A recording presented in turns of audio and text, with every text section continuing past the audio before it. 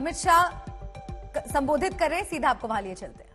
8 भाषाओं में इंजीनियरिंग के अभ्यासक्रम का अनुवाद शुरू हो चुका है। कुछ ही समय में देश के सारे विद्यार्थी अपनी मातृभाषा में टेक्निकल और मेडिकल एजुकेशन लेने की शुरुआत करेंगे।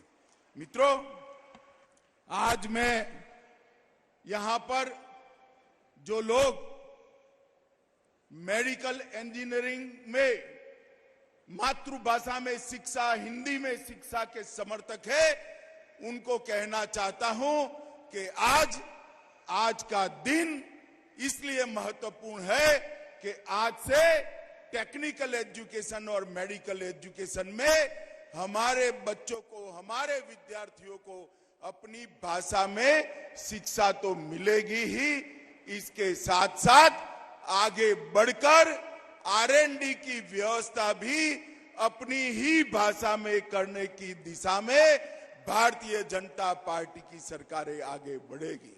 मित्रों, जब मध्य प्रदेश में चुनाव हो रहा था, घोषणा पत्र के अंदर एक जिक्र था कि हम मेडिकल और इंजीनियरिंग की पढ़ाई हिंदी में करेंगे। और फिर जब शिवराज जी की सरकार बनी, मोदी जी की नई शिक्षा नीति को सबसे पहले अच्छे ढंग से मध्य प्रदेश ने जमीन पर उतारा है और आज ये नई शुरुआत हो रही है। मित्रों, इसके लिए हिंदी प्रकोष्ठ का गठन किया गया। माईगव पोर्टल पर, सोशल नेटवर्किंग साइट पर एक सर्वे भी किया गया और बहुत मेहनत के साथ आज यहां पर उसका अनुवाद होकर सारे अभ्यासक्रम की पुस्तकों को रिलीज किया गया है। मित्रों, जो विद्यार्थी मेरे सामने हैं, उनको मैं कहना चाहता हूं कि सोचने की प्रक्रिया, किसी भी इंसान की सोचने की प्रक्रिया अपने मां की भाषा में ही होती है, अपनी मातृभाषा में ही होती है। इसलिए अफ्रीका के महान नेता नेल्सन मंडेला ने कहा था, यदि आप किसी व्यक्ति से उस भाषा में बात करते हो जिसको वो समझता है, तो वो उसके दिमाग में जाती है। मतलब अंग्रेजी आती है, कोई हमें अंग्रेजी में बात करेगा तो हमारे दिमाग में जाएगी। अगर आप उसकी भाषा में, मातृभाषा में बात करते हो तो वो बात उसके दिल के अंदर पहुंच जाती है।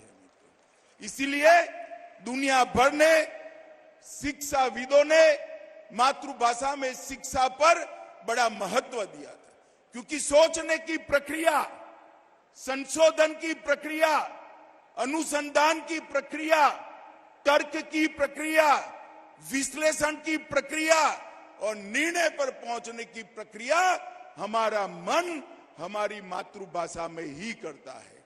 अगर पढ़ाई लिखाई और अनुसंधान मातृभाषा में हो तो मुझे पूरा भरोसा है भारत के विद्यार्थी विश्व के किसी भी विद्यार्थी से कम नहीं है। समग्र विश्व में वो अनुसंधान के क्षेत्र में भी भारत का डंका बजाकर लाएंगे।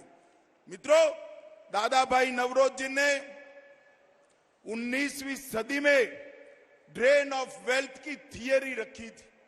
यहां से धन को खींचकर विदेशों में ले जाते थे और 21वीं सदी में वही ताकतों ने ब्रेन ड्रेन करने की थ्योरी अपनाई।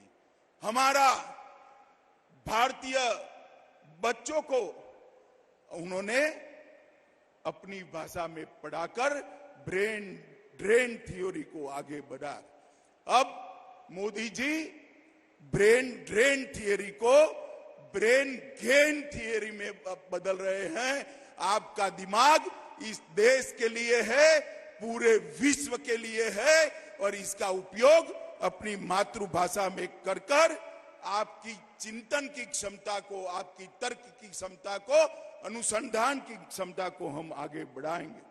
गांधी जी ने भी कहा था, सिर्फ आजादी से कुछ नहीं होगा। रसायन शास्त्रियों, इंजीनियर और मेडिकल के डॉक्टर जब अपनी भाषा में पढ़ेंगे तभी जाकर वो देश की सच्ची सेवा कर पाएंगे, दुनिया की भी सच्ची सेवा कर पाएंगे।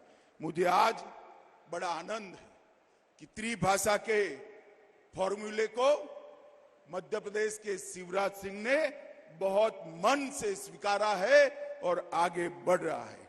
मित्रों, आज मोदी जी के नेतृत्व में नई शिक्षा नीति के माध्यम से हमारी भाषाओं को महत्व देना शुरू हुआ है। जेईई, नीट और यूजीसी देश की 12 भाषाओं में एग्जाम देने की व्यवस्था, परीक्षा देने की व्यवस्था नरेंद्र मोदी जी ने की है। कॉमन यूनिवर्सिटी इंटरस्टेट 13 भाषाओं में, देश की 13 भाषाओं में आप दे सकते हो। 10 राज्यों ने इंजीनियरिंग को भारतीय भाषा में तमिल, तेलुगु, मराठी, बंगाली, मलयाली, गुजराती में अनुवाद कर इसकी शिक्षा भी आगे चल रही है और भारतीय सांकेतिक भाषा का भी मानकीकरण हो रहा है। मित्रों, जब आज टेक्निकल एजुकेशन और मेडिकल एजुकेशन के अंदर हिंदी की सुभग, सुंदर और आज पहली बार शुरुआत हो रही है, तब मैं देश भर के सारे विद्यार्थियों को बहुत बहुत बधाई देना चाहता हूं। मित्रों, अपनी भाषाओं में पढ़ाई लिखाई से निश्चित रूप से आपकी क्षमता का वर्धन होने वाला है, क्षमता बढ़ने वाली है और मैं आज देश भर के युवाओं का आह्वान करने चाहता हूं कि भाषा की यह लघु ग्रंथि से आप बाहर आ जाए। लैंग्वेज के कारण इंफीरियरिटी कॉम्प्लेक्स सहन करने की जरूरत नहीं है, पालने की जरूरत नहीं है। इस देश में अब नरेंद्र मोदी जी की सरकार है। अपनी भाषाओं में आप आपकी क्षमताओं का बहुत अच्छे तरीके से प्रदर्शन कर सकते हो।